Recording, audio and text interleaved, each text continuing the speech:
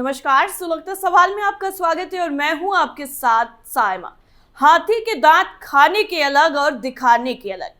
राजनीति में अगर ये कहावत कांग्रेस के लिए कही जाए तो गलत नहीं होगा, क्योंकि कांग्रेस पार्टी में कब क्या हो जाए पता ही नहीं चलता है और अंदर खाने की बगावत को छिपाने के लिए कांग्रेस झूठ भी बोलती है।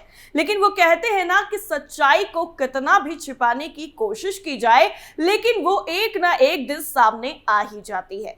हिमाचल प्रदेश में कांग्रेस की सरकार गिरते गिरते बच तो गई, लेकिन अब भी उठापटक का सिलसिला खत्म नहीं हुआ है। एक बार फिर से हिमाचल प्रदेश में बड़ा उलटफेर होने के कयास लगाए जा रहे हैं और सियासी गलियारों में भी तेजी के साथ चर्चाएं हो रही हैं कि क्या सीएम सुक्खू की कुर्सी बचाते बचाते कांग्रेस अपने हाथ से एक और राज्य की सत्ता जाने दे रही है, जिसके बाद कई तरह के सवाल सुलग रहे हैं।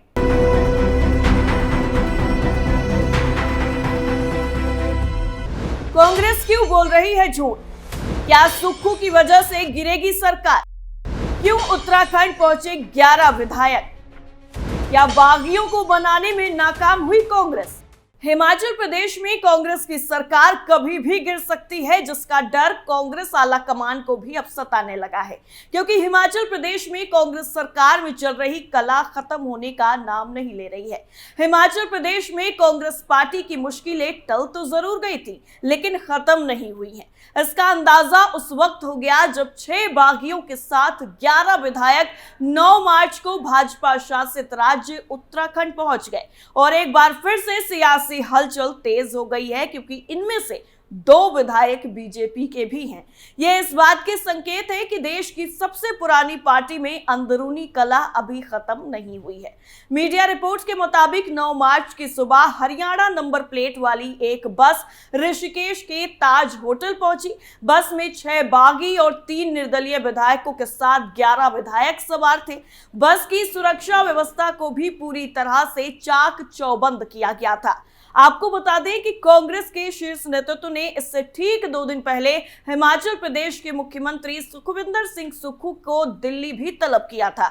मीडिया रिपोर्ट्स के मुताबिक इस दौरान सुक्खू ने पार्टी आलाकमान के साथ हिमाचल के राजनीतिक हालात पर सौंपी गई रिपोर्ट और लोकसभा चुनाव को लेकर चर्चा भी की थी। जब सुक्खू से यह पूछा गया था कि क्या 6 बागी विधायकों को वापस लेंगे, तो उन्होंने कहा कि अगर किसी को अपनी गलती का एहसास होता है तो वो व्यक्ति एक और मौके का हकदार है। इससे पहले हिमाचल प्रदेश के मंत्री विक्रमादित्य सिंह ने भी कहा था कि उन्होंने कांग्रेस आला कमान और विद्रोहियों के बीच में मध्यस्थ की भूमिका निभाई है और अब गेंद राष्ट्रीय नेतृत्व के पाले में है। आपको यहाँ पर ये जानना भी जरूरी है कि पिछले महीने 6 बागियों और 3 निर्दलीय विधायकों ने राज्यसभा चुनाव में भाजपा के पक्ष में मतदान किया और इसका परिणाम ये हुआ कि कांग्रेस उम्मीदवार अभिषेक मनु सिंघवी को शर्मनाक हार का सामना करना पड़ा। कांग्रेस से बगावत करने वाले 6 विधायकों में सुधीर शर्मा, रवि ठाकुर, राजेंद्र राणा, इंदर दत्त लखनपाल, चैतन्य शर्मा और देवेंद्र कुमार भुट्टो का नाम शामिल है। इसके बाद स्पीकर की तरफ से उन्हें अयोग्य घोषित कर दिया गया है। स्पीकर के इस कदम के खिलाफ बागी सुप्रीम कोर्ट भी चले गए हैं। कांग्रेस के शीर्ष नेताओं ने पार्टी को संकट से उबारने में मदद के लिए कर्नाटक के उप मुख्यमंत्री डीके शिव कुमार, हरियाणा के पूर्व सीएम भूपेंद्र सिंह हुड्डा और छत्तीसगढ़ के पूर्व सीएम भूपेश बघेल को भेजा था। पर्यवेक्षकों को अपनी रिपोर्ट कांग्रेस नेतृत्व को सौंपनी थी। पार्टी के अंदरूनी सूत्रों ने यह भी बताया कि हाल ही में कांग्रेस अध्यक्ष मल्लिकार्जुन खड़गे को सौंपी गई रिपोर्ट में मुख्यमंत्री के राजनीतिक कौशल पर भी सवाल उठाए गए हैं। फरवरी में कांग्रेस के पास बहुमत होने के बावजूद बीजेपी के हर्ष महाजन चुनाव जीत गए। कांग्रेस ने कहा था कि वो इस बात की जवाबदेही तय करेगी कि क्रॉस वोटिंग की अनुमति क्यों दी गई।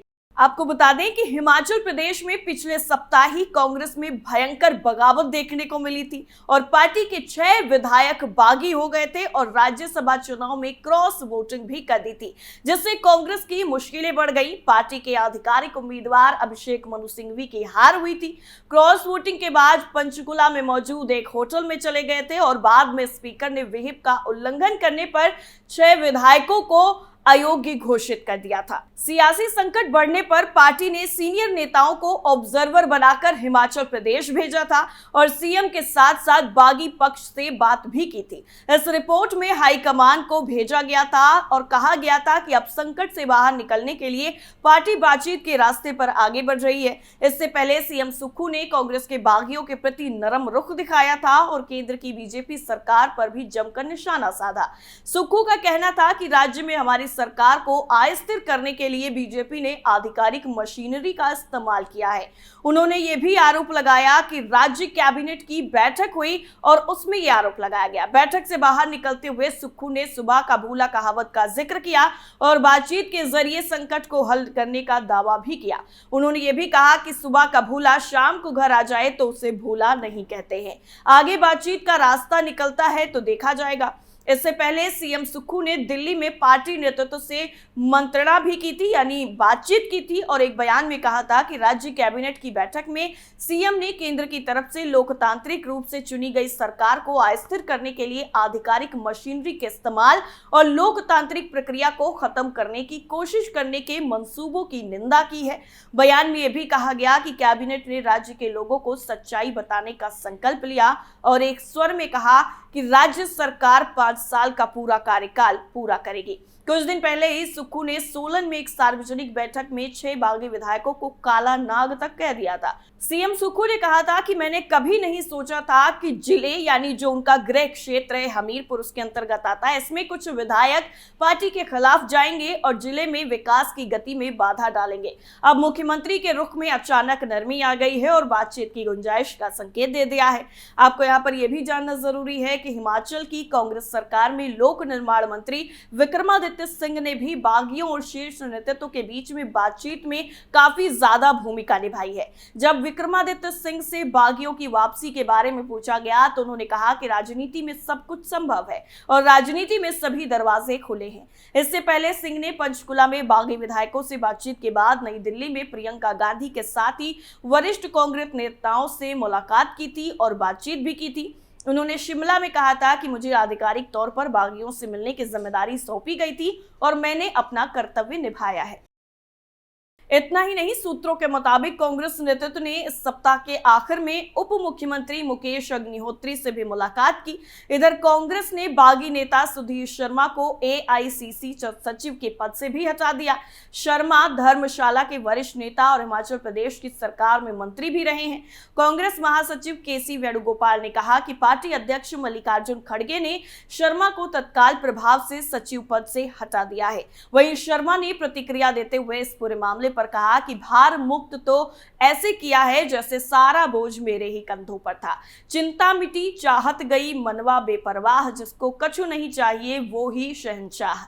एक दूसरे पोस्ट में उन्होंने भगवत गीता का हवाला दिया जिसका अर्थ है कि अन्याय सहना उतना ही अपराध है जितना अन्याय करना। अन्याय से लड़ना आपका कर्तव्य है। उन्होंने ये भी कहा कि वो हिमाचल प्रदेश और यहाँ के लोगों के प्रति समर्पित रहेंगे। पार्टी के वरिष्ठ विधायक राजेंद्र राणा ने भी हिमाचल कांग्रेस के कार्यकारी अध्यक्ष पद से इस्तीफे की घोषणा की। राणा ने खड़गे को लिखे अपने त्याग पत्र में कहा कि मैं तत्काल प्रभाव से एचपीसीसी के कार्यकारी अध्यक्ष पद से इस्तीफा दे रहा हूं। उन्होंने ये भी कहा कि हिमाचल प्रदेश के विधानसभा चुनाव में कांग्रेस की तरफ से किए गए वादों को पूरा करने के लिए हाथ जोड़कर सुजानपुर से शिमला और शिमला से दिल्ली तक दौड़ने से कोई नतीजा नहीं निकला। मैंने न्याय की उम्मीद की थी लेकिन सिर्फ अपमान मिला। सूत्रों ने यह भी बताया है कि खड़गे और महासचिव प्रियंका गांधी वाड्रा और केसी वेणुगोपाल हिमाचल प्रदेश की वरिष्ठ विधायकों और नेताओं से मुलाकात भी करने वाले हैं और विवाद सुलझाने की कोशिश में भी लगे हुए हैं। कांग्रेस के पास वर्तमान में 34 विधायक हैं जबकि बीजेपी के पास 25 विधायक हैं और 3 निर्दलीय विधायक हैं जिन्होंने राज्यसभा चुनाव में बीजेपी का साथ दिया था।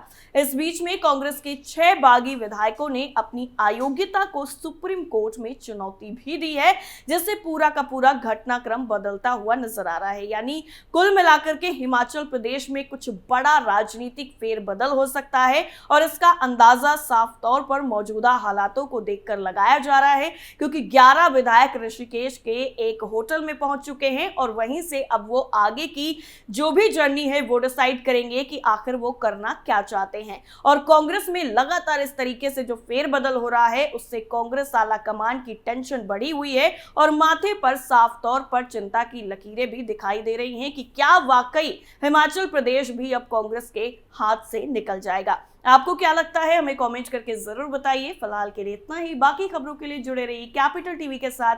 नमस्कार।